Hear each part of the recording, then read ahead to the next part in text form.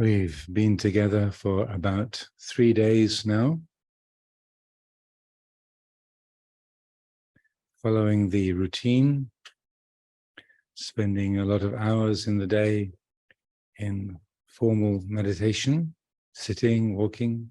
The effect of this kind of way of spending our days, leaving our everyday activities, conversations, responsibilities behind,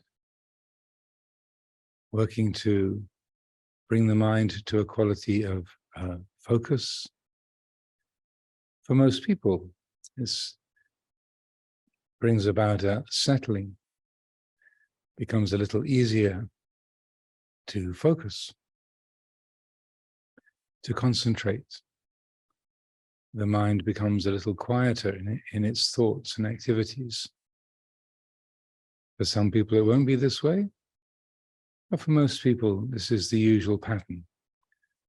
After 3 days or so of a meditation retreat, a silent retreat, the system starts to settle, to become more calm, focused.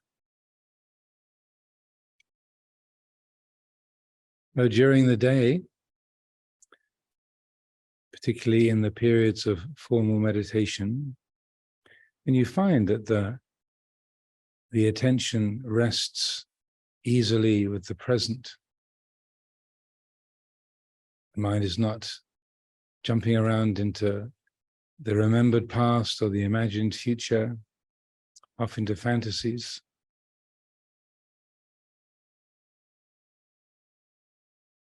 When it's quite comfortable to attend to the present, then we can let go of the specific objects that we've been using to develop concentration, the rhythm of the breathing or the rhythm of the footsteps. The purpose of such concentration objects is to bring the attention to the present. If the mind is already here in the present, then we don't need to be using those kind of methods. If you're already at Chaisai, you don't have to want to get to Chaisai or make the effort to get here.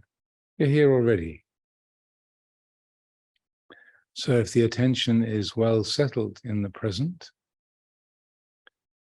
we can let go of those particular objects, the rhythm of the breathing, the rhythm of our footsteps, and instead to broaden the field of attention, to make the awareness wide and open, so that all of the perceptions of the present are the meditation object. The sounds we hear, the feelings in the body, different thoughts that might arise and pass away. Sustaining an open awareness that takes in the content of each moment, the present reality, knows it and lets it go.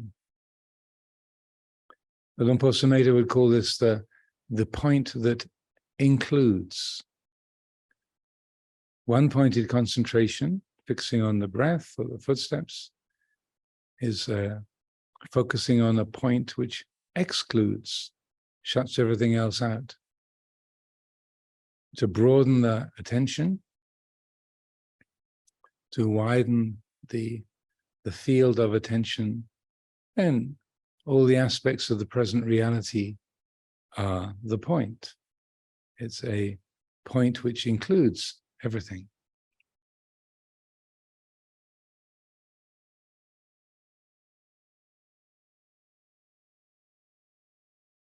This quality of open awareness is not easy to sustain, because the attention gets drawn by memories, ideas, sounds that we hear, sensations in the body. Kinds of distractions arise.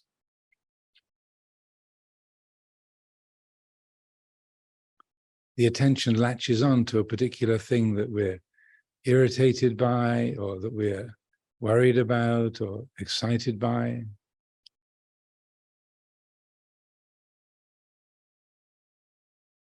So we use the reflections on anicca, on change, on uncertainty, anicca, not sureness, changeability. Whether we like it or we don't like it, is it changing? Whether it's inside or outside, is it changing? Whether it's expected or unexpected, is it changing? So we're letting go of the content of experience to know the process of experiencing. When that reflection on anicca is applied, there's a letting go. Pahatabanti, pahinanti. Should be let go of, it has been let go of.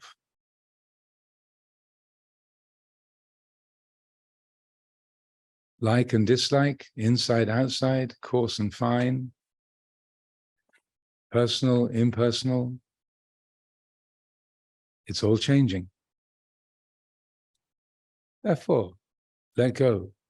None of it is really graspable. None of it can really be held or owned. Therefore, letting go is merely acknowledging the fact that things are not ownable. They're not really graspable. That's why trying to grasp is unsatisfactory, because things can't really be held and owned, grasped.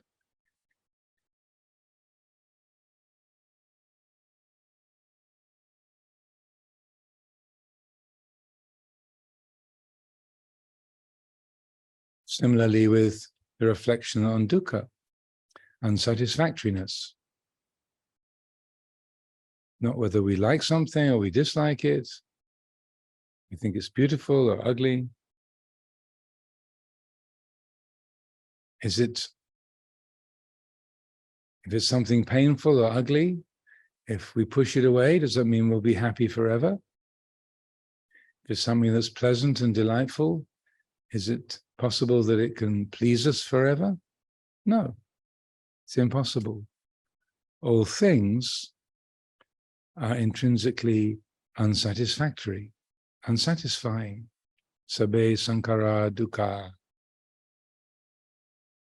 No thing, no pattern of experience can permanently and completely satisfy the heart.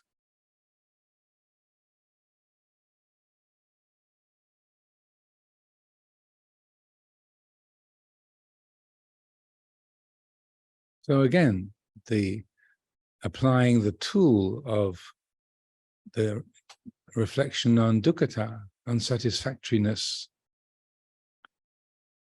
there's a letting go, a non-grasping, a relinquishing.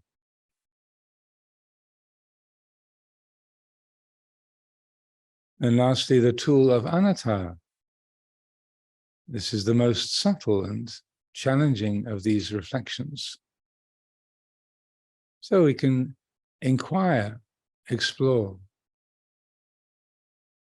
When the mind reacts and we feel, oh, my leg is hurting, to catch that thought and to examine it. Who does this leg belong to? What is it here that can do any owning? This which is aware of that uncomfortable feeling, is that a person? Or is it just knowing of a feeling? So again, this is a way of exploring the habits of mind. This is particularly exploring the habit of self-making, I-making and mine-making, ahankara, mamankara. To challenge that, to loosen the grip, to loosen the habit of grasping an identification. I'm thinking, I'm remembering again, I'm lost in my memories again. Well, there's memories arising, the attention is caught in them? Is it a person that is lost? Is there a self who really owns those thoughts, those memories? Or is it just memory arising and passing? So that the feeling of I and mine is recognized as just something added on, something extra.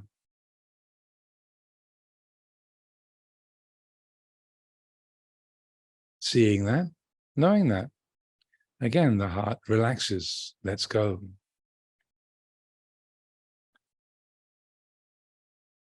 So when we speak of vipassana, insight meditation, oftentimes it's these reflections that people name as that is vipassana.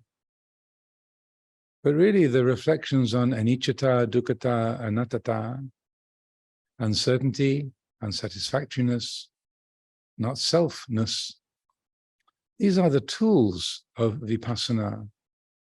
The actual insight is the change of heart. When that freedom from grasping is established, that change of perspective, that change of view, aha, it all looks different. This thought doesn't have an owner. This delightful thing can't be kept, can't sustain itself, can't be pleasing forever. Aha. So that aha, that indicates that change of view, that change of perspective. The inner world, the outer world looks different. It's appreciated in a different way. It's known from a nature-centered perspective rather than a self-centered one. This is the way it is. Perceptions, sounds and feelings, thoughts, emotions arise and pass away. That which knows, this which is aware of the arising and passing of all those patterns of experience, it's right here. It's this very means whereby the world of this life and the world around us is known.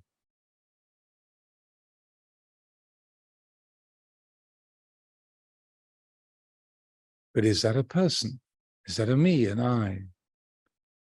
Or is it this knowing quality, this vijja dhatu, knowing the patterns of the world, inner and outer, arising, taking shape, dissolving?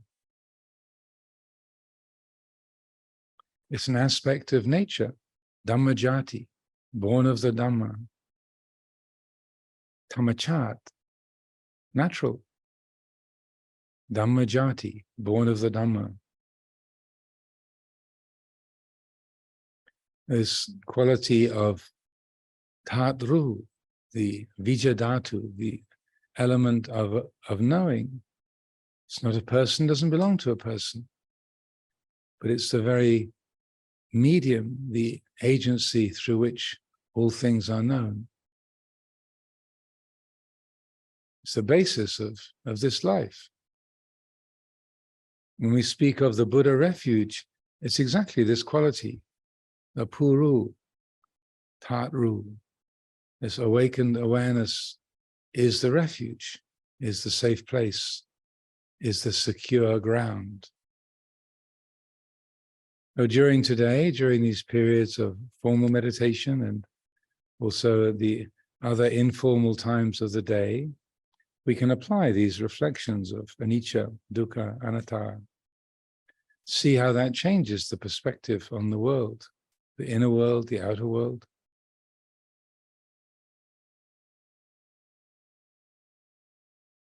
If you find that as soon as you let go of the breath or you stop focusing on your footsteps, then your mind is spinning away, you're lost in your thoughts and fantasies, memories. Notice that. Realize, okay, there's too much agitation in the system to let go of those anchors, those reference points. So Bring the attention back to the breathing, the footsteps. Refocus the attention in the present. Each of us needs to recognize what is appropriate in any one moment. So, if the mind is very calm, very steady, very focused, appreciate that. Work with it in the way I've been describing. If it's very agitated, very busy, doesn't want to sit still, okay, that's the way it is. So we work more with a meditation object to strengthen that quality of grounding in the present moment. Focusing, steadying, clarifying, because that's what's needed. Each one of us is different. We all need different things at different times. So it's up to each one of us to judge what's useful, what's appropriate in each moment.